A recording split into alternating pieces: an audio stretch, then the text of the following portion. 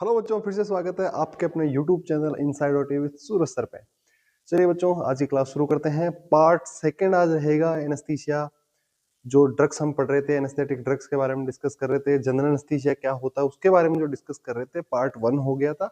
आज हम डिस्कस करेंगे बच्चों जनरल एनेस्थीसिया पार्ट सेकंड। आज इसमें ड्रग्स के बारे में पढ़ेंगे, फिर पार्ट थर्ड आएगा। बहुत अच्छे से मैं आप लोगों को सारी चीजें कराते हुए चलूंगा। जो लोकल एनेस्थीसिया पढ़ाया था उसमें बच्चों के काफी मैंने कमेंट्स देखे, मैसेजेस भी मेरे पास आ रखे हैं कि बहुत हार्ड टॉपिक था, लेकिन बहुत ही अच्छे से इजीली जो है आप लोगों ने समझा उसको। तो चलिए बच्चों, शुरू करते हैं आज की ये क्लास। डीएसएसबी और एमसीआरई जो होने वाला है उसके लिए बहुत इंपॉर्टेंट है। साथ ही साथ में जो आपके एकेडमिक्स वाले बच्चे हैं, जो अभी जिनके एग्जाम्स आने वाले हैं फाइनल्स के, उनके लिए भी बहुत ही इंपॉर्टेंट रहने वाली है क्लास। तो चलिए बच्चों, शुरू करते हैं। जिन बच्चों ने पार्ट 1 नहीं देखा है बच्चों, पहले पार्ट 1 देख लेना ताकि पार्ट सेकंड जो है अच्छे से समझ में आए। तो चलिए डिस्कस करते हैं। सबसे पहले बात करते हैं बच्चों इसमें इंट्रावेनस एनेस्थीसिया या फिर जनरल एनेस्थीसिया। ठीक है, हमने पार्ट फर्स्ट में पढ़ा जनरल एनेस्थेटिक प्रोटोकॉल्स क्या होते हैं, जनरल एनेस्थीसिया देने से पहले क्या क्या प्रोटोकॉल्स का ध्यान में रखना होता है। चलिए, intravenous anaesthetics are used in anaesthesia for. Intravenous anaesthetic जो यूज लिए जाते हैं एनेस्थीसिया में, वो किस लिए यूज लिए जाते हैं और कौन कौन से यूज लिए जाते हैं उनके बारे में हम डिस्कस करेंगे। ठीक है, पहला काम जो होता है उसमें होता है इंड्यूस करने का। ठीक है, most commonly use IV anaesthetic for induction is, या इंड्यूस करने के लिए जो यूज लिया जाता है वो है प्रोपोफोल। ठीक है, प्रोपोफोल ड्रग के बारे में पूरा डिस्कस करेंगे आगे। यहां पर जो जो नाम लूंगा मैं सबके बारे में डिस्कस करेंगे हम। सेकेंड, इंड्यूसिंग के लिए यूज लिया जाता है, इंड्यूस करने के लिए थायोपेंटोन। ठीक है, in present day anaesthetics are very limited. Thiopentone एक ड्रग होती है जिसके बारे में हम अभी पढ़ेंगे आगे। थायोपेंटोन जो है पहले काम में ली जाती थी एज ए इंड्यूसिंग एजेंट, लेकिन उसकी जगह क्या काम में लिया जाता है बच्चों, प्रोपोफोल काम में लिया जाता है, क्योंकि उसके मल्टीपल रीजंस है। जैसे हाफ लाइफ उसकी ज्यादा होती थी। ठीक है, हाफ लाइफ ज्यादा मतलब ज्यादा लंबे समय तक उसका इफेक्ट बॉडी में रहता था, जबकि प्रोपोफोल क्या है, शॉर्ट ड्यूरेशन के लिए है, इसका इफेक्ट ज्यादा लंबे समय तक नहीं रहता। तो ये कुछ कारण थे, और भी कारण थे साइड इफेक्ट की। अगर मैं बात करूं, हाइपोटेंशन करता है, और भी कारण थे जिनके कारण से उसको यूज नहीं लिया जाता। और क्या काम में लिया जाता है, प्रोपोफोल को काम में लिया जाता है इसकी जगह। उसके बाद केटामीन। केटामीन को भी आप एज इंड्यूसिंग एजेंट यूज कर सकते हो। केटामीन is used only in specific situation. कुछ स्पेसिफिक सिचुएशंस में ही हम इसको यूज लेते हैं। इसके बारे में हम डिटेल से पढ़ेंगे। ठीक है, देखो सबसे पहले अपने को ये पता होना चाहिए कि हमें पढ़ना क्या है। कोई भी एग्जाम देते हो तो उससे पहले ये तो पता रहे कि हम पढ़ेंगे क्या। तो जब अपना चैप्टर स्टार्ट हो रहा है तो उससे पहले हमें ये पता लग जाए कि हम पढ़ क्या रहे हैं। तो पार्ट 1 में मैंने बताया प्रोटोकॉल्स क्या होते हैं, पार्ट 2 में बता रहा हूं कि जहां से छोड़ा था हमने पेशेंट को, इंड्यूस करने तक छोड़ा था हमने। तो अब इंड्यूस करने के लिए क्या क्या ड्रग काम में ली जाएगी, पहले क्या काम में लिया जाता था, अभी क्या काम, क्वेश्चन कहीं से भी आ सकता है। पहले क्या काम में लिया जाता था, अब क्या काम में लिया जाएगा। ठीक है, उसके बाद में सिंस ओपियोइड्स एंड बेंजोडाइजेपिन्स ये क्लास ड्रग है, ये बेंजोडाइजेपिन्स जो है एक ड्रग्स की क्लास है। ओपियोइड जो है ये अलग एक क्लास होती है। ओपियोइड जिसमें एनाल्जेसिक आ जाते हैं। ठीक है, बेंजोडाइजेपिन्स भी हम यूज लेते हैं जिसमें मिडाजोलाम, लोराजेपाम, डाइजेपाम ऐसे ड्रग्स आती है। Opioids and benzodiazepines are required in very high dose for inducing। अगर आप पेशेंट को इंड्यूस करना चाहोगे बेंजोडाइजेपिन से या फिर ओपियोइड से, तो बहुत ज्यादा हाई डोज की आपको रिक्वायरमेंट रहेगी। Therefore, they are seldom used for this purpose। इसलिए बहुत रेयरली इनको जो है ऐसा लिया जाता है, काम में नहीं लिया जाता, क्योंकि डोज हाई काम में ली जाती है। फिर अब एक दिक्कत है, अगर डोज ज्यादा काम में लोगे तो उससे होने वाले साइड इफेक्ट भी ज्यादा होंगे, तो इसलिए काम में नहीं लिया जाता है। चलिए बच्चों, आगे चलते हैं। Next, for analgesic. अभी तक हम क्या देखे, फॉर इंडक्शन। ठीक है, इंड्यूसिंग एजेंट के रूप में हमने क्या क्या काम में ले सकते थे उनके बारे में हमने बात करी। ठीक है, इंड्यूस मतलब स्टार्टिंग में जो बेहोश करने में काम में लिया जाता है उसको बोलते हैं इंड्यूस करना। ठीक है, तो फॉर इंडक्शन एजेंट हमने कुछ काम में लिए, उनके बारे में हमने बात करी। अब हम फॉर एनाल्जेसिक, दर्द निवारक के रूप में हम क्या क्या काम में ले सकते हैं। बच्चों मेरी रिक्वेस्ट रहेगी आप सभी से, अगर क्लास अच्छी लगे तो क्लास को लाइक कर देना, शेयर कर देना, अपने जो कॉलेज के ग्रुप्स है उनमें शेयर कर दो, स्टेटस पे आप शेयर कर सकते हैं। साथ ही साथ टेलीग्राम चैनल का लिंक मिल जाएगा आपको डिस्क्रिप्शन में, इंस्टाग्राम अकाउंट का लिंक मिल जाएगा, तो जाइए वहां भी आप जो है फॉलो कीजिए। टेलीग्राम पे भी मैं पीडीएफ अपलोड करता हूँ। ठीक है, एक दो दिन लेट भी हो जाती है पीडीएफ अपलोड होने में, लेकिन मैं अपलोड कर देता हूं उसको, ठीक है। हालांकि 2 मिनट का काम होता है अपलोड करना, कोई ज्यादा बड़ी बात नहीं है। नेक्स्ट चलते हैं फॉर एनाल्जेसिक। तो एनाल्जेसिक के लिए क्या काम में लिया जाता है बच्चों? ओपियोइड्स जो होते हैं इनको हम काम में लेते हैं। तीसरा, as a solo anaesthetic agent for minor procedure. अगर मान लो छोटा मोटा प्रोसीजर है तो आपको सोलो एनेस्थेटिक एजेंट काम में लेना है, तो क्या ले सकते हो? केटामिन काम में ले सकते हो, प्लस प्रोपोफोल प्लस फेंटेनिल। मतलब केटामिन और प्रोपोफोल प्लस फेंटेनिल, इनका कॉम्बिनेशन भी आप जो है काम में ले सकते हो, प्रोपोफोल और फेंटेनिल का, और केटामिन अलग से। फॉर एमनीजिया, आपको पेशेंट को अच्छे से सुलाना है, अच्छी नींद आ जाए पेशेंट को, उसके लिए मेनली बेंजोडाइजेपिन्स यूज ली जाती है।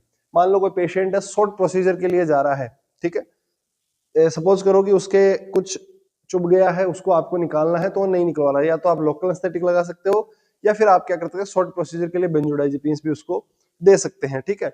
या कोई पेशेंट जो है वो जा रहा है, मान लो एमआरआई के लिए जा रहा है, लेकिन उसका जो एमआरआई का जो रूम होता है उससे उसको डर लग रहा है, या सिटी स्कैन के लिए जा रहा है तो सिटी स्कैन की जो मशीन होती है उससे उसको डर लग रहा है, जो एमआरआई की मशीन होती है उसको डर लग रहा है, वो नहीं जा रहा है, तो फिर क्या करें? करवाना तो है, तो फिर वहां पर बेंजोडाइजेपिन्स जो है वो दे सकते हैं, लेकिन वो प्रिस्क्राइब कौन करेगा? या तो एनेस्थेटिक प्रिस्क्राइब करेगा, या फिर जो फिजिशियन रहेगा वो प्रिस्क्राइब करेगा। अपनी मर्जी से मत दे देना कि नहीं करवा रहा है तो लो मैं दे देता हूं, ऐसा नहीं करना है अपने को। नेक्स्ट, तो मेनली बेंजोडाइजेपिन्स यूज लिए जाते हैं। बेंजोडाइजेपिन्स कौन? वही मिडाजोलम, लोराजेपाम, डाइजेपाम। फिर नेक्स्ट, कार्डियोवेस्कुलर रेस्पॉन्स जो रहता है, blunt cardiovascular response to intubation, तो उसके लिए हम ओपियोइड वहां पर काम में ले सकते हैं। और यहाँ पर मसल एक्शन भी काम में लिया जाता है इंट्यूबेशन के लिए। फोर सेडेशन, सेडेशन के लिए वही वापस से मेनली क्या काम में लिया जाएगा? बेंजोडाइजेपिन्स काम में लिए जाते हैं। अब तक आपको ये लग रहा होगा कि यार ये जनरल एनेस्थीसिया पढ़ा रहा है या क्या पढ़ा रहा है? पहले इसने जनरल एनेस्थीसिया फर्स्ट क्लास ली, तब प्रोटोकॉल्स बताने लग गए, अब सेकंड क्लास ली तो पता ही नहीं क्या बता रहे। तो अब ये जो 2 पेज मैंने बताए, इनका बिल्कुल शॉर्ट समरी मैं आपको 1 सेकंड में बता देता हूं कि चल क्या रहा है। चल ये रहा है जी, हमने फर्स्ट क्लास खत्म करी, सेकंड क्लास में आए। सेकंड क्लास में हमने बोला कि जनरल एनेस्थीसिया देंगे आईवी एनेस्थीसिया। आईवी एनेस्थीसिया के कुछ स्टेप्स होते हैं, जैसे पहले आप पेशेंट को इंड्यूस करते हो, बेहोश करते हो, तो मैंने बताया क्या क्या काम में ले सकते हैं। तो प्रोपोफोल बताया, थायोपेंटोन बताया, फेंटेनिल बताया, फेंटेनिल प्रोपोफोल कंबाइंड बताया, ठीक है, केटामाइन बताया मैंने। अब एक एक के बारे में वो एक एक ड्रग पढ़ेंगे, और सारी ड्रग्स से क्वेश्चन पूछे जाने के चांसेस रहते हैं, और सारी ड्रग्स काम में भी ली जाती है। प्रोपोफोल नहीं काम में लीजिए तो थायोपेंटोन काम में लेंगे, लेकिन थायोपेंटोन आज की डेट में बहुत रेयरली काम में ली जाती है। प्रोपोफोल ही काम में ली जाती है, केटामाइन प्रॉपर काम में ली जाती है, फेंटेनिल काम में ली जाती है, एनाल्जेसिक, ओपियोइड्स काम में लिए जाते हैं, बेंजोडाइजेपिन्स काम में लिए जाते हैं, ठीक है। चलिए नेक्स्ट चलते हैं। नेक्स्ट आ गए पहली ड्रग थायोपेंटोन। अब देखो, अब हम एक एक ड्रग के बारे में बात करना स्टार्ट करते हैं। पहली ड्रग क्या बताई बच्चों मैंने? थायोपेंटोन सोडियम, इसका पूरा नाम होता है थायोपेंटोन, ठीक है। अब यहां से क्वेश्चन पूछे जाते हैं। Thiopentone was the first intravenous anaesthesia used in clinical practice. Question पूछ लिया जाए सबसे पहली बार एज ए आईवी एनेस्थेटिक कौन सी ड्रग काम में ली गई थी? सर थायोपेंटोन काम में ली गई थी। किसने सबसे पहले क्लिनिकल प्रैक्टिस में काम में ली थी? तो साइंटिस्ट हुए थे वॉटर एंड लुंड्री, ठीक है। इन्होंने काम में लिया था कब? 1934 में सबसे पहले काम में लिया था। साइंटिस्ट का नाम रट लेना भाई, एक का नाम था वॉटर और दूसरे का नाम था लुंडी, ठीक है। बड़ा अटपटा नाम है, लेकिन अब नाम तो नाम है भैया, क्या करें। उसके बाद next, it is a ultra short acting barbiturate, ultra short acting barbiturate cell, ठीक है। उसके बाद में आगे केमिकली इट इज, इसके अंदर केमिकल जो इसका फॉर्मूला होता है ये बहुत रेयरली पूछा जाता है, लेकिन अपने को पता होना चाहिए। क्या पता पूछ ले तो फिर एक क्वेश्चन क्या बन जाता है? बहुत हार्ड बन जाता है। It is ultra short acting हो गया। Chemically it is sodium ethyl thiobarbiturates होता है ये, ठीक है। उसके बाद में फिजिकल एंड केमिकल प्रॉपर्टी के बारे में बात कर लेते हैं। फिजिकल एंड केमिकल प्रॉपर्टी में क्या बताएगा? कैसा दिखता है और केमिकली कैसा होता है। तो दिखता कैसा है? Available as yellow amorphous powder, yellow colour के पाउडर फॉर्म में ये रहता है। 2 कंसेंट्रेशन इसके अंदर आती है, 0.5 ग्राम और 1 ग्राम की इसकी वायल आती है। अगर 0.5 ग्राम है तो 10 ml वाटर मिला लो, वो सॉल्यूशन आपके पास में बन जाएगा 5%। और 1 ग्राम है तो क्या करो, हम 20 ml बना लो, 20 ml ऐड कर लेते हो तो भी वो 10% हो जाता है, और 10 ml ऐड कर लेते हो तो कंसंट्रेशन बढ़ जाती है। उसके बाद नेक्स्ट, अब इंपॉर्टेंट लाइन वापस, the solution is not stable and should be use with in 48 hours. जैसे प्रोपोफोल को जल्दी काम में लिया जाता है एक बार ओपन होने के बाद। अब प्रोपोफोल के वायल में तो क्या वो बनी बनाई आती है अपने पास में, आप उसमें पाउडर फॉर्म में नहीं आती। कई ड्रग ऐसी आती है जो पाउडर फॉर्म में आती है, उसमें आप डिस्टिल वाटर मिलाते हो, फिर शेक करते हो, शेक करने के बाद में जो है वो प्रिपेयर हो जाती है। इसी प्रकार थायोपेंटोन भी कैसी आती है, पाउडर फॉर्म में, वही डिस्टिल वाटर मिलाओगे, शेक करोगे। लेकिन प्रोपोफोल अपने पास में पहले से ही बनी बनाई आती है, मिल्की व्हाइट सॉल्यूशन वो होता है। अब जो थायोपेंटोन होता है, इसको आप एक बार बनाने के बाद, मतलब डिस्टिल वाटर उसमें मिलाने के बाद में 48 आवर्स के अंदर अंदर उसको काम में ले लो। अगर काम में नहीं लेते हो तो ये खराब हो जाता है। लेकिन इसको रेफ्रिजरेट करते हो आप, मतलब फ्रिज के अंदर रख देते हो, तो फिर काम में ले सकते हैं। But can be use for 1 week if refrigerated और टिल प्रेसिपिटेटेड अफेयर्स।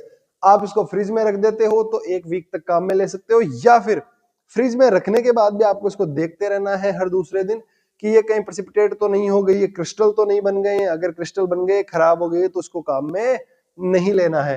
तो ये भी क्या है, एक इंपॉर्टेंट बात यहाँ पर हो जाएगी। और केमिकल प्रॉपर्टी क्या हो गई इसकी, ये हो गई, ऊपर नाम आया था।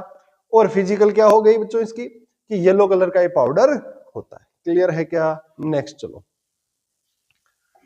नेक्स्ट सुनो।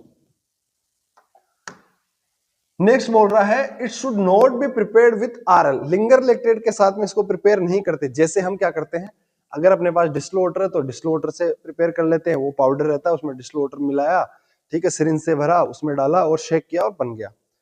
अगर अपने पास डिस्टिल वाटर नहीं है तो हम क्या करते हैं, एनएस नॉर्मल सलाइन से बना लेते हैं। अगर नॉर्मल सलाइन नहीं है तो हम क्या कारीगरी करते हैं, सीधा आरएल या आरएल से कर देते हैं। लेकिन ऐसा कार्रवाई नहीं करनी है। आरएल से बनाओगे तो क्या हो सकता है, should not be prepared with RL. Ringer lactate के साथ नहीं बनाना है, otherwise it will get precipitated. ये क्या हो जाएगा, प्रेसिपिटेट हो जाएगा, मतलब क्रिस्टल बन जाएंगे इसके, खराब हो जाएगा, due to the acidic pH of Ringer lactate solution. RL के एसिडिक पीएच के कारण से ये देखने को मिलेगा। क्लियर है? क्योंकि इसका पीएच कितना होता है, थायोपेंटोन का पीएच थायोपेंटोन का पीएच होता है 10.4।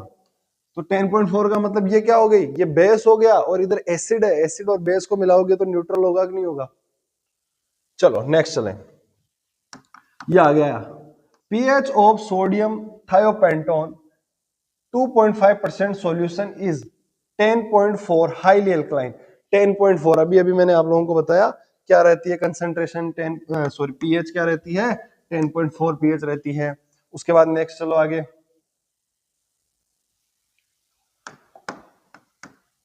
the ultra short duration of thiopentone is because of methyl group added to it। इसकी अल्ट्रा शॉर्ट जो अल्ट्रा शॉर्ट ड्यूरेशन होता है, अल्ट्रा शॉर्ट ड्यूरेशन बार्बिट्यूरेट्स ये है, तो वो किसके कारण से है, मिथाइल ग्रुप के कारण से। मिथाइल ग्रुप इसमें ऐड कर दिया जाता है। सर अभी तो आप बोल रहे थे कि ये लंबे समय तक जो है इसका इफेक्ट रहता है, लेकिन प्रोपोफॉल के कंपैरिजन में मैं बात कर रहा था, ठीक है। Sulphur is added to increase the lipid solubility, और इसके अंदर सल्फर ऐड कर दिया जाता है ताकि क्या हो जाए, लिपिड सोल्युबिलिटी इसकी इंक्रीज हो जाए, ठीक है। ये लो, अब लिपिड सोल्युबिलिटी इंक्रीज होने से क्या होगा, लिपिड सोल्यूबल जितनी ड्रग रहेगी उतना ही ज्यादा देर तक इसका इफेक्ट देखने को मिलता है। नेक्स्ट चलो, नेक्स्ट आइए जी, अब आती है इसकी एनेस्थेटिक प्रॉपर्टी और फार्माकोकाइनेटिक्स के बारे में बात करते हैं। तो unconsciousness is produce in 1 arm brain circulation. मैंने बताया था 1 आर्म ब्रेन सर्कुलेशन कितने सेकंड का होता है, 15 सेकंड का। ये देखो 15 सेकंड। उसके बाद में the elimination half life of thiopentone is 10.4 hour, मतलब टी हाफ इसका कितना हो गया जी, 10.4 आवर। मतलब इसका इफेक्ट कितने घंटे तक रहेगा जी, लगभग इसका इफेक्ट रहेगा 24 आवर्स तक। आई क्या बात समझ में? ये तो क्या है, टी हाफ है इसका। उसके बाद नेक्स्ट बात करते हैं प्रोटीन बाइंडिंग के बारे में। क्वेश्चन पूछा जा सकता है थायोपेंटोन का टी हाफ कितना होता है। फिर बात करते हैं प्रोटीन बाइंडिंग के बारे में। Protein binding in blood 80 to 90% of thiopentone is bound to plasma protein. ये जाके ब्लड में किससे जो है अटैच होगा, किससे जुड़ेगा, ये प्लाज्मा प्रोटीन्स जो होती है उनसे जाके ये जुड़ता है, और मेनली किससे, एल्बुमिन से। एक और क्वेश्चन हो गया यहाँ पर, क्वेश्चन पूछ लिया जाए कि साहब थायोपेंटोन सोडियम जो रहता है, जो ड्रग रहती है आप किसी पेशेंट को देते हो, ब्लड में जाता है तो किससे अटैच होता है, तो फिर एक आंसर होगा पहले प्लाज्मा प्रोटीन से। फिर पूछ लिया जाए प्लाज्मा प्रोटीन में भी सबसे ज्यादा किससे होता है, तो एल्बुमिन जो रहेगा वहां पर उससे सबसे ज्यादा ये जाके अटैच होगा। उसके बाद में बात आती है मेटाबॉलिज्म की। Metabolism, thiopentone is metabolize in liver. अब क्वेश्चन फिर बन गया, थायोपेंटोन जो रहता है, थायोपेंटोन सोडियम रहता है, वो कहाँ मेटाबोलाइज होता है जाके, तो लीवर के अंदर जाके मेटाबोलाइज होता है, और जो मेटाबॉलिक प्रोडक्ट जो इसका बनता है वो एलिमिनेट हो जाता है थ्रू द किडनी, फिर किडनी से यूरिन होते हुए बाहर ये निकल जाएगा। आई क्या बात समझ में? थायोपेंटोन सोडियम के बाद में जो थर्ड क्लास अपनी आएगी, जो जनरल एनेस्थीसिया की थर्ड क्लास आएगी, वो बहुत तगड़ी क्लास रहेगी। जैसे अभी ये है जो तो है, ये तो बेस है, ये बेस तैयार हो रहा है आपका। उसके बाद में वो जो क्लास आएगी वो बहुत इंपॉर्टेंट क्लास रहेगी, क्योंकि उसमें हम प्रोपोफॉल पढ़ेंगे, उसमें हम केटामाइन के बारे में पढ़ेंगे, ठीक है, उसमें जो अदर ड्रग यूज ली जाती है उनके बारे में पढ़ेंगे। जिनको जनरल एनेस्थीसिया हार्ड लगता है वो अपनी क्लासेस देख ले, आपको इजी लगने लग जाएगा। फिर मैकेनिज्म ऑफ एक्शन, कहां मैकेनिज्म ऑफ एक्शन क्या है, कहां वर्क कर रहा है, तो बिल्कुल शॉर्ट में मैंने समझाने की कोशिश करी है। It inhibit the function of synapses. ये जो सिनेप्सिस का फंक्शन होता है वहां पर उनको इनहिबिट करता है। इनहिबिट का मतलब होता है कम कर देना। फिर बात करते हैं सिस्टमिक इफेक्ट के बारे में। सिस्टमिक इफेक्ट में क्या क्या इफेक्ट करेगा, मेन मैं बता देता हूं आपको क्या क्या इफेक्ट करेगा, ठीक है। तो सबसे पहले ये जाएगा कहां पर, सेंट्रल नर्वस सिस्टम के पास। सेंट्रल नर्वस सिस्टम के पास में जाके क्या करेगा, ये अनकॉन्शियसनेस प्रोड्यूस करेगा। तो वही वापस से unconsciousness produce in 15 second. However the maximum depth is achieved in 60 second. 15 second के अंदर अंदर काम करना स्टार्ट कर देगा, और जो मैक्सिमम इसका इफेक्ट आएगा वो 60 सेकंड के अंदर अंदर आ जाएगा। मतलब 1 मिनट के अंदर अंदर इसका इफेक्ट जो है बहुत अच्छे तरीके से आ जाएगा। क्लियर है? और क्या करेगा जी, सेंट्रल नर्वस सिस्टम पे काम करके करेगा सेरिब्रल ऑक्सीजन कंजप्शन, जिसको बोलते हैं CMO, ठीक है। इसको ये बढ़ा देगा। अब इसको CMO किस हिसाब से बोल रहे हैं, सेरिब्रल ऑक्सीजन कंजप्शन, COC होना चाहिए था वैसे, ठीक है, छोड़ो इसको, अपने इसको याद करते हैं। सेरिब्रल ऑक्सीजन कंजप्शन को ये क्या करेगा, cerebral metabolic rate CMR, intracranial tension जिसको ICT बोलते हैं आर डिक्रीज्ड, ये क्या होंगे, डिक्रीज होंगे, ठीक है, ध्यान से देखना। तीनों के बारे में बात हुई है। Therefore thiopentone can be utilized for cerebral projection in case of follicle ischaemia. अगर फॉलिकल इस्चीमिया हो रहा है उस कंडीशन में इसको काम में लिया जा सकता है, ठीक है। किसको, थायोपेंटोन सोडियम को काम में लिया जाता है, देयरफॉर, इसलिए इसको काम में लिया जाता है। ये बात हुई थायोपेंटोन के बारे में। आगे चलो, आगे बात आई लो कंसंट्रेशन जो है इसकी, वो नार्को एनालिसिस में भी काम में ली जाती है। ये बहुत इंपॉर्टेंट बात है। Low concentration use in narco analysis. Narco analysis मतलब पेशेंट को आपने लो अमाउंट में इसको दी, उसके बाद में नहीं बोलते टीवीज में या मूवीज में जब आप देखते हो, ठीक है, कोई सीरियल में देखते हो, वहां पे नहीं बोलते सर इसका नार्को टेस्ट करवा लिया जाए। कोर्ट में जब मुजरिम जाता है वहां पर बोलते हैं इसका नार्को टेस्ट करा। नार्को टेस्ट का मतलब क्या हो गया, उसको ड्रग्स दी जाती है, थायोपेंटोन या फिर कोई भी ऐसी ड्रग जिससे उसका जो लिम्बिक सिस्टम रहेगा, ये थोड़ा डीप हो जाएगा, मैं बिल्कुल शॉर्ट में बताता हूं आपको। जब नार्को एनालिसिस किया जाता है उस टाइम ड्रग दी जाती है, उससे क्या रहेगा, उसकी जो सोचने समझने की क्षमता है वो बिल्कुल कम हो जाती है। तो मतलब वो चाह के भी झूठ नहीं बोल पाता, ठीक है। तो उसमें एक्यूरेसी अच्छी रहती है कि वो सच ही बोलेगा आपसे, जो भी वो बोलेगा वो सच बोल रहा होगा, ठीक है। हालांकि 100% ऐसा नहीं है कि वो बोले ही से, क्या पता वो मेंटली बहुत अच्छा हो या उस ड्रग का इफेक्ट उस पर नहीं आया हो, क्या पता वो नशे करता हो पहले से तो उससे ड्रग का इफेक्ट ही नहीं आए। जनरली भी ऐसा देखा जाता है कि कोई जो बच्चा, जो पेशेंट जो अपने पास में आता है वो बहुत ज्यादा एल्कोहलिक है, नशा बहुत ज्यादा कर रहा है, ड्रग्स ले रहा है, तो उसके जब हम एनाल्जेसिक लगाते हैं उसका इफेक्ट नहीं होता, या फिर जो स्पाइनल एनेस्थीसिया लगा रहे हैं उसका इफेक्ट नहीं होता, होता है तो कम होता है, ठीक है। तो ऐसे भी केसेस देखे जाते हैं, तो उसको बोला जाता है नार्को एनालिसिस। उसके बाद में एंटी कन्वर्जेंट एक्शन, इनका एंटी कन्वर्जेंट एक्शन पाया जाता है बिकॉज ऑफ फिनाइल ग्रुप। ठीक है। Thiopentone is very potent anti convergent. जो कन्वर्जन आते हैं, दौरे आते हैं, उनमें भी इसको काम में लिया जा सकता है, लेकिन डायरेक्टली नहीं लिया जाता। ठीक है, ध्यान रखना, ये इसकी प्रॉपर्टी है। जैसे प्रोपोफॉल की प्रॉपर्टी है एंटी एमेटिक होता है, इसका मतलब ये थोड़ी कि उल्टी किसी को हो रही है तो उसको प्रोपोफॉल दे दो, नहीं। जो एंटी एमेटिक क्लास की ड्रग है वो ही दी जाती है, वो उसकी प्रॉपर्टी है। जैसे मान लो, जैसे मैं अभी आपको ये ओटी के सब्जेक्ट पढ़ा रहा हूं, अब मुझे तो मैथ भी आती है, तो जनरल मैथ आती है, तो इसका मतलब ये थोड़ी कि मैं आपको मैथ पढ़ाने लग जाऊं, या फिर मेरे को जनरल हिंदी आती है तो मैं क्या हिंदी पढ़ाने लग जाऊं, नहीं। मैं क्या पढ़ा सकता हूँ, ओटी के जो सब्जेक्ट है वो। तो इसी हिसाब से जो प्रोपोफॉल जो रहती है उसमें एंटीएमेटिक इफेक्ट जरूर होता है, लेकिन इसका मतलब ये नहीं है कि एज एंटीएमेटिक यूज कर लो, नहीं। जैसे थायोपेंटोन होता है, इसमें एंटी कन्वर्जेंट प्रॉपर्टी होती है, लेकिन इसका मतलब ये नहीं है कि कन्वर्जेंट किसी कन्वर्जन आ रहे हैं तो थायोपेंटोन लगा दिया, फिर वो इंड्यूस भी होगा पेशेंट, वो भी ध्यान रखना पड़ेगा फिर अपने को। फिर नेक्स्ट, कार्डियोवैस्कुलर सिस्टम पे क्या इफेक्ट कर रहा है? इट कॉज हाइपोटेंशन, बीपी कम कर देगा, ब्लड प्रेशर को क्या कर देगा, बीपी को कम कर देगा, उसको क्या बोल रहे हैं हम, हाइपोटेंशन, कार्डियोवैस्कुलर सिस्टम पे वर्क करके। At high dose it can cause direct myocardial depression, और अगर बहुत ज्यादा आप हेवी डोज देते हो तो मायोकार्डियल डिप्रेशन के भी चांसेस यहां पर देखने को आपको मिलते हैं। मायोकार्डियल डिप्रेशन भी ये करता है, ठीक है। इंक्रीज इन हार्ट रेट 10 से 30%, हार्ट रेट को क्या कर देता है, ये इंक्रीज कर देता है, ये साइड इफेक्ट है इसके, ठीक है। ये कार्डियोवैस्कुलर सिस्टम पे जाके ये साइड इफेक्ट कर रहा है ये। नेक्स्ट रेस्पिरेटरी सिस्टम पे ये क्या इफेक्ट कर रहा है वो देखते हैं। At high dose thiopentone depress the respiration, respiratory system को क्या करेगा, डिप्रेस करेगा ये। अगर ज्यादा हाई डोज देते हो तो पेशेंट को ऑक्सीजन की कमी हो सकती है, डिस्पनिया हो सकता है, हाइपोक्सिया हो सकता है, ठीक है, ऑक्सीजन की कमी हो जाएगी। उसके बाद में बात करते हैं डोज एंड रिकवरी के बारे में, कितनी डोज दी जाती है पेशेंट को और रिकवरी टाइम क्या रहता है, कैसे रिकवर पेशेंट को किया जाता है। हालांकि थायोपेंटोन से देखो, मेरा मानना ये है, थायोपेंटोन ड्रग काम में तो नहीं ली जा रही, लेकिन एकेडमिक में भी क्वेश्चन पूछे जा सकते हैं और कंपटीशन में भी क्वेश्चन पूछे जाते हैं। हालांकि क्वेश्चन कम पूछे जाते हैं, लेकिन पूछा जाए, एक क्वेश्चन भी अगर पूछा जाए 4 नंबर देके जाएगा आपको सीआरई में, तो ठीक है, तो बढ़िया है ना यार, क्या दिक्कत अपने जब फ्री के नंबर मिल रहे हैं तो।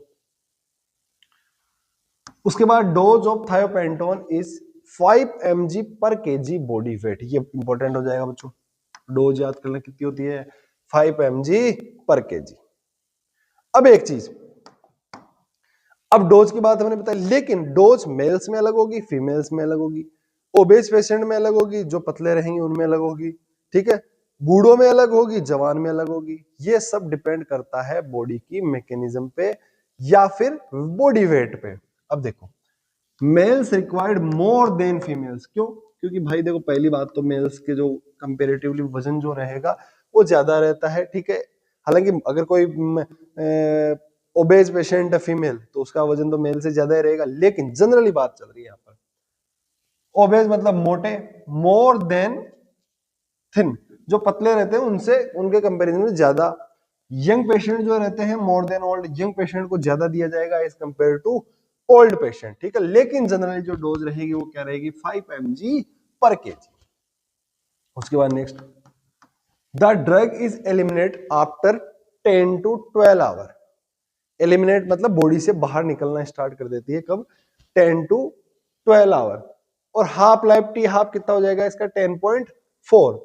देयरफॉर, ये लाइन इंपॉर्टेंट है भैया, therefore patient should not be allowed to carry out important work like driving for next 24 hours। इसलिए चाहे प्रोसीजर छोटा ही हो, चाहे नार्को एनालिसिस किया हो, अगर आपने एक बार पेशेंट को थायोपेंटोन सोडियम दे दी तो उसके बाद में 24 आवर्स तक उससे कोई इंपॉर्टेंट काम नहीं कराएंगे। कौन कौन से, यहाँ पे तो ड्राइविंग का एग्जांपल दिया, लेकिन मैं तुम्हें और बता देता हूँ। और क्या नहीं करवाना, किसी को पैसे उधार नहीं देने उस टाइम, कहीं पता लगे दे के भूल गया, कि भूल सकता है।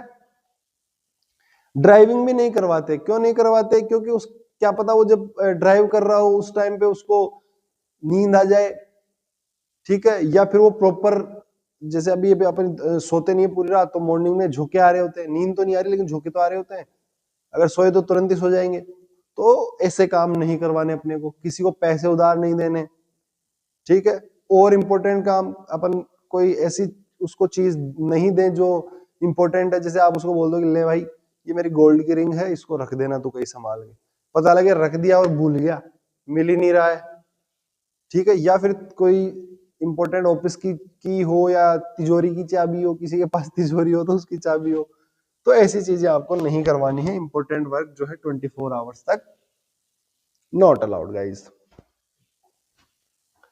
नेक्स्ट, जनरल कॉम्प्लिकेशन क्या रहती है, यहां से क्वेश्चन पूछे जाने के चांसेस रहते हैं भाई लोग, ठीक है। जनरल कॉम्प्लिकेशन क्या क्या हो सकती है। पहला, रेस्पिरेटरी डिप्रेशन करेगा, जो भी अपन ने थोड़ी देर पहले भी पढ़ा था। कार्डियोवेस्कुलर डिप्रेशन करेगा, हाइपोटेंशन भी करता है, कार्डियोवेस्कुलर सिस्टम पे काम करेगा, क्या करेगा, हाइपोटेंशन। लेरिंगोस्पाज्म, ब्रोंकोस्पाज्म कर सकता है, इसके कारण से रेस्पिरेटरी डिप्रेशन भी होता है। हिचकियां आ सकती है, खांसी आ सकती है, ठीक है। एलर्जिक रिएक्शन देखने को मिल सकता है, एलर्जिक रिएक्शन देखने को मिल सकता है, ठीक है। विच में, अब देखो एक चीज और, एलर्जिक रिएक्शन देखने को मिलेगा कैसे कैसे, खुजली चल सकती है बॉडी पे, रेसिस हो सकते हैं बहुत ज्यादा, और सीवियर एनाफाइलेक्सिस हो सकता है, मतलब सीवियर एलर्जी भी हो सकती है। पेशेंट अनकॉन्शियस, जैसे पेशेंट तो अनकॉन्शियस से होता है, लेकिन पूरा रेड हो गई बॉडी, पूरी रेड हो गई, ठीक है, वाइटल्स जो है वो चेंजेस हो गए उसमें बहुत ज्यादा, ऐसी चीजें भी हो सकती है। क्लियर है क्या। और ये खुजली वगैरह भी, प्यूरिटिस जिसको हम कहते हैं, वो भी हो सकती है। Next, post operative disorientation, surgery के बाद में पोस्ट ऑपरेटिवली क्या हो सकता है, डिसओरिएंटेशन, मतलब पेशेंट को समझ नहीं आ रहा, कोई बोले मैं कौन हूं मुझे नहीं पता, तू कहां पे है, ऐसे देख रहा चारों तरफ, मुझे नहीं पता कहां पे हूं, तो ये डिसओरिएंटेशन हम उसको बोलते हैं, तो ये भी देखने को मिल सकता है, ठीक है। वर्टिगो भी देखने को मिल सकता है, यूफोरिया, मजा आ रहा है साहब पेशेंट को, ये भी देखने को मिल सकता है, डिलीरियम देखने को मिल सकता है आपको। और कुछ पेशेंट, फिर इंपॉर्टेंट बात, यहां पर क्वेश्चन पूछा जा सकता है कि ऐसी कौन सी ड्रग है जिसको लगाने के बाद पेशेंट को फील होता है गार्लिक टेस्ट या ऑनियन टेस्ट, जैसे लहसुन खा लिया हो या फिर प्याज खा लिया हो, ऐसा टेस्ट मिलता है कब, जब पेशेंट को थायोपेंटोन दिया जाता है। Some patient complain for onion and garlic taste, कुछ पेशेंट कहते हैं कि साहब मेरे को लहसुन खिला दिया क्या आपने, या प्याज खिला दिया क्या, मेरे को ऐसा टेस्ट आ रहा है, तो वो किससे आ रहा है, थायोपेंटोन सोडियम के कारण से देखने को मिल रहा है। समझ में आया क्या, बहुत बढ़िया। यार लाइव क्लास करते हैं यार, मजा आता है लाइव क्लास में, आप लोगों से बात हो जाती है, अच्छा लगता है। उस टाइम आप लोग इधर कमेंट करते रहते हो, मैं कमेंट देखता रहूं, और साथ साथ हम पढ़ाते भी रहे, और जो बच्चे बाद में वो यूट्यूब पे रहती है, आराम से बाद में भी देख सकते हैं, कोई दिक्कत ही नहीं। करता हूँ मैं इसके लिए कुछ, मैं भी क्या करूँ, थोड़ा सा मजबूर हूँ, लेकिन कर डालूंगा। आप लोग बहुत अच्छा जो है सपोर्ट कर रहे हो, क्लासेस लाइक हो रही है, शेयर हो रही है, सब्सक्रिप्शन जो है इसके धीरे धीरे बढ़ रहे हैं, जो सब्सक्राइबर यूट्यूब पे होता है वो काफी अच्छा चल रहा है, तो उम्मीद करता हूँ कि आप लोग जो है ऐसे ही सपोर्ट बनाए रखेंगे। चलिए आगे देखते हैं। देखो एग्जाम जितने भी आ रहे हैं मैं सबका प्रिपरेशन कराऊंगा तुम्हें, चाहे वो कॉम्पिटिटिव हो या कोई एकेडमिक का पेपर हो या कुछ और हो। अब देखो आपको मेरे हिसाब से कोर्स परचेज करने की जरूरत शायद नहीं पड़ेगी, ठीक है, क्योंकि जो भी और भी जहां भी कोई पढ़ा रहा है आप लोगों को सबको पता है यार, वो सब क्या है, या तो मेरे साथी है या मेरे जूनियर है या मेरे स्टूडेंट है, ठीक है, वही सब पढ़ा रहे हैं, और आधे से तो इधर से ही पढ़े हुए हैं, तो ज्यादा परेशान होने की जरूरत नहीं है, आपको मैं बढ़िया कंटेंट दे रहा हूँ। उसके बाद में कॉन्ट्राइंडिकेशन आ जाता है कि कहां पर आपको नहीं देना है। अभी थोड़ी देर पहले हमने साइड इफेक्ट पढ़े, तो साइड इफेक्ट में हमने बोला कि साहब रेस्पिरेटरी डिप्रेशन कर रहा है, तो सीधी सी कॉमन सेंस की बात है, जहां रेस्पिरेटरी डिप्रेशन पहले से वहां नहीं देंगे। हाइपोटेंशन करता है सर, जहां बीपी कम होगी वहां नहीं देंगे हम, समझ रहे हो बात को, तो वही है कॉन्ट्राइंडिकेशन। अब देखो, thiopentone decrease the cardiac output, therefore should not B advised in shock, अगर शॉक की कंडीशन है तो उस कंडीशन में पेशेंट को नहीं देना है, क्योंकि कार्डियक आउटपुट कम करता है। हाइपोटेंशन के पेशेंट को नहीं देना है, हार्ट बीट को ये क्या कर देता है, थोड़ी सी बढ़ा देता है।